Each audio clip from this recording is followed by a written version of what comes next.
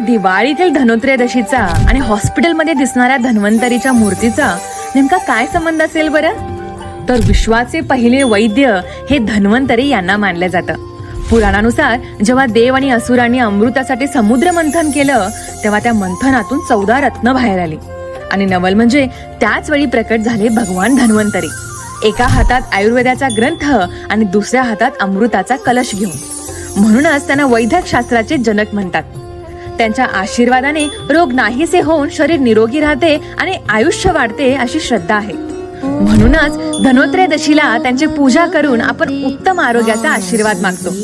अनेक हॉस्पिटल्सना आजही धन्वंतरी हे नाव दिलं जातं आणि बऱ्याच हॉस्पिटल्समध्ये त्यांच्या मूर्तीही तुम्ही बघितल्या असतात. एवढंच नाही तर धनोत्रयोदशीनेच दिवाळीच्या आनंदी 5 दिवसाच्या सणाची सुरुवात होत असते बरं का. Download ShareChat.